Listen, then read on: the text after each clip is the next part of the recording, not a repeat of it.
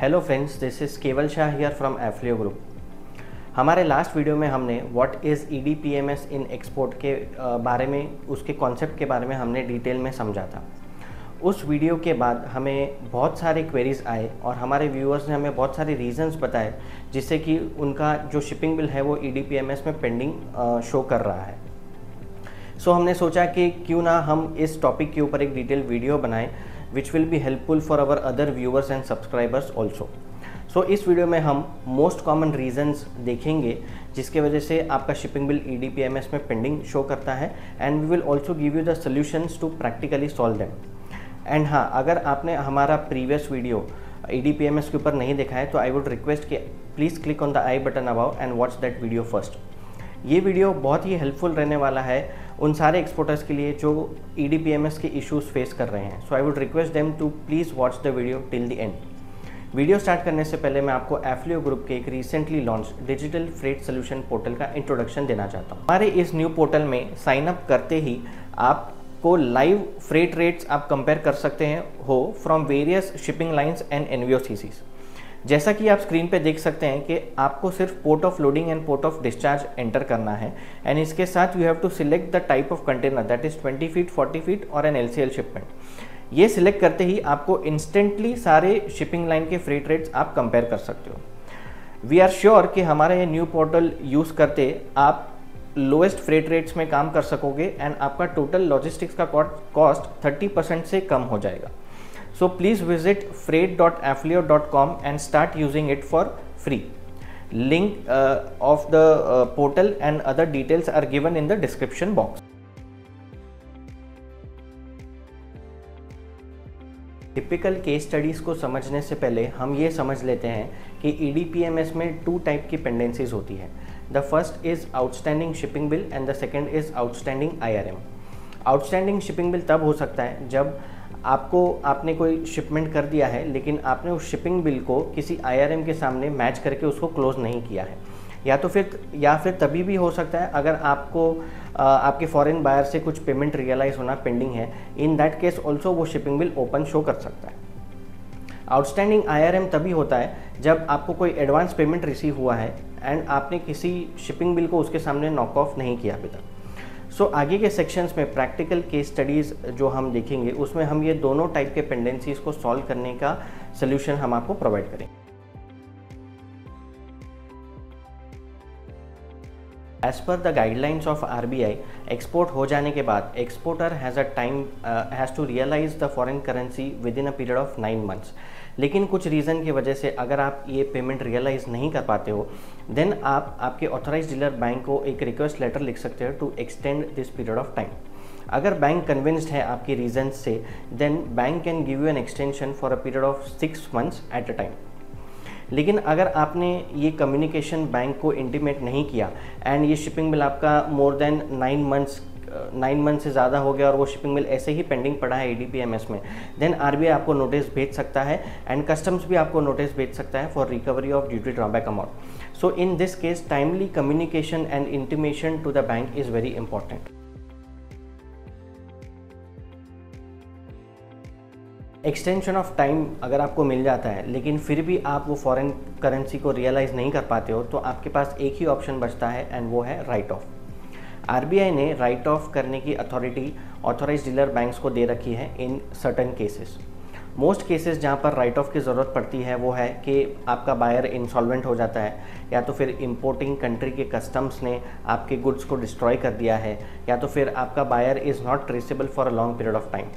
So for all such write off cases आपको AD banks को approach करना है, एंड अगर AD बैंक मना कर देती है कि हम आपका केस हैंडल नहीं कर पाएंगे तो फिर then you have an option to approach the regional office of the RBI। Write off एक बड़ा टॉपिक है, इसको हम डिटेल में किसी सेपरेट वीडियो में समझेंगे। बहुत सारे एक्सपोर्टर्स के साथ ऐसा हुआ होगा कि वो एक्सपोर्ट का बिल रेज करते हैं इन INR और फॉरेन करेंसी, लेकिन उसके अगेंस्ट जो उनको पेमेंट आता है वो बैंक में वो एक नॉर्मल NEFT या RTGS के ट्रांजैक्शन के थ्रू आता है in their current account. So exporter की बैंक कहती है कि ये पैसा तो एक नॉर्मल आरटीजीएस या एनईएफटी ट्रांजैक्शन के थ्रू आया है, इसके अगेंस्ट हम आईआरएम कैसे जनरेट करें और आपका शिपिंग बिल जो पेंडिंग पड़ा है ईडीपीएमएस में उसको कैसे क्लोज करें। सो इस केस को हम एक एग्जांपल के थ्रू समझते हैं। फॉर एग्जांपल कंसिडर करिए कि आपका बायर का जो बैंक है दैट इज़ HSBC यूके। अब HSBC यूके ने फॉरेन करेंसी भेज दिए HSBC इंडिया को, जहाँ जिनके साथ उनका एक वॉस्ट्रो अकाउंट है। HSBC इंडिया ने उस फॉरेन करेंसी को INR में कन्वर्ट करके एक्सपोर्टर के बैंक अकाउंट में NEFT या RTGS का ट्रांजैक्शन कर दिया। कंसिडर करिए कि एक्सपोर्टर का बैंक है Kotak. So in such cases exporter को एक लेटर लिखना होगा to HSBC bank through the Kotak bank and ask for a credit confirmation letter. So ये लेटर जब HSBC बैंक देगी कोटक बैंक को, तो कोटक बैंक इसके अगेंस्ट एक IRM जनरेट करेगा एंड देन वो पर्टिकुलर शिपिंग बिल को वो EDPMS सिस्टम से नॉक ऑफ कर सकता है। ये केस एक फार्मा एक्सपोर्टर का है। उनके सारे एक्सपोर्ट ट्रांजैक्शन में 10% कमीशन इन्वॉल्व होता है। सो उनको जो पेमेंट रियलाइज होता है that is only the 90% of the shipping bill value. 10% commission cut करके उनको पेमेंट रियलाइज होता है and this system is allowed by RBI also. So ये केस में प्रॉब्लम ये हो गया कि एक्सपोर्टर ने क्लियर इंस्ट्रक्शंस नहीं दिए बैंकर्स को। एक्सपोर्टर को एक साथ पेमेंट आ गया 10 ट्रांजैक्शंस का। कंसिडर करिए कि ईच ट्रांजैक्शन जो था उसमें एक शिपिंग बिल का अमाउंट था $10,000 इंक्लूसिव ऑफ $1,000 का कमीशन। अब ये 10 ट्रांजैक्शंस का जो टोटल अमाउंट है वो $90,000 एक्सपोर्टर को आ गया उसके बैंक अकाउंट में, जो कि कमीशन कट करने के बाद का अमाउंट था। सो अब एक्सपोर्टर्स ने क्या हुआ कि इस पर कोई क्लियर इंस्ट्रक्शंस या गाइडलाइंस दिए नहीं बैंकर को कि इसको सेट ऑफ कैसे करना है। तो बैंक ने उस $90,000 को फर्स्ट 9 शिपिंग बिल्स के सामने एडजस्ट कर दिया। अब लास्ट में हो ये गया कि एक शिपिंग बिल पेंडिंग बच गया एंड कोई IRM ही अवेलेबल नहीं है उसको सेट ऑफ करने के लिए। So this is purely a process error and इसमें बैंक आपको कोई हेल्प नहीं कर सकती। इन सच केसेस आपको RBI की रीजनल ऑफिस को अप्रोच करना होगा एंड उनको ये पर्टिकुलर शिपिंग बिल को राइट ऑफ करने बोलना होगा एज अ स्पेशल केस। अगर आपके ऑफिस में फायर की वजह से या फ्लड्स की वजह से या फिर आपने ऑफिस को शिफ्ट किया है उसके वजह से आपने शिपिंग बिल्स को मिसप्लेस कर दिया है, देन इन सच केसेस वो सारे शिपिंग बिल्स को आप EDPMS सिस्टम में कैसे क्लोज करोगे। सो लकीली पोस्ट अप्रैल 2014 बैंक्स डायरेक्टली EDPMS सिस्टम में से शिपिंग बिल का डेटा डाउनलोड कर सकती हैं। सो आपको क्या करना है कि आपको उस शिपिंग बिल के करस्पॉन्डिंग इनवॉइसेस की कॉपी देनी है जो आपके सिस्टम ERP सिस्टम में अवेलेबल होगी एंड उसके सामने जो इनवर्ड रेमिटेंस आया है उसकी एडवाइस देनी है। सो ये सारी इन्फॉर्मेशन देने के बाद बैंक्स वो सारे शिपिंग बिल को EDPMS सिस्टम में क्लोज कर सकते हैं। हमारी ये सजेशन रहेगा कि फॉर ऑल सच केसेस आप बैंकर्स के साथ बैठिए एंड उनके साथ कुछ सोल्यूशन फाइंड आउट करने की कोशिश कीजिए। ये एक पर्टिकुलर सिनेरियो है जहाँ पर एक्सपोर्टर ने अफ़गानिस्तान में एक्सपोर्ट किया था। अब एक्सपोर्ट तो हो गया एंड एक्सपोर्टर को पेमेंट भी रियलाइज़ हो गया उनके बैंक अकाउंट में। अब एक्सपोर्टर ने जब बैंक को अप्रोच किया और सारे एक्सपोर्ट डॉक्यूमेंट सबमिट किए फॉर इशुएंस ऑफ EBRC, तो बैंक ने उस पर एक वर्ड देख लिया दैट इज़ ईरान। अब ईरान वर्ड उसमें इसके लिए था क्योंकि ये जो शिपमेंट था वो ईरान पे उतरा था एंड देन बाय रोड वो अफ़गानिस्तान गया था। सो बैंक ने अब कहा कि sorry for this particular transaction हम आपको EBRC इशू नहीं कर सकते। लेकिन बैंक ने इसके लिए मना क्यों किया, इसके पीछे रीज़न ये है कि US ने ईरान पे सैंक्शंस लगाए हुए हैं। अब ये जो बैंक्स होती हैं उनके इंटरनेशनल ब्रांचेस होते हैं, उनके काफ़ी सारे डॉलर ट्रांजैक्शन इंटरनेशनल ट्रांजैक्शंस चलते हैं एंड US को अगर किसी तरह पता लग गया कि इस पर्टिकुलर बैंक ने ईरान के किसी ट्रांजैक्शन को प्रोसेस किया है, तो US जो है वो उनके सारे फॉरेन अकाउंट्स सीज कर सकती हैं, उनके सारे फंड्स ब्लॉक कर सकती है एंड उनको मिलियंस ऑफ डॉलर्स की पेनल्टी लगा सकती है। सो कोई भी बैंक ये रिस्क नहीं लेना चाहेगी।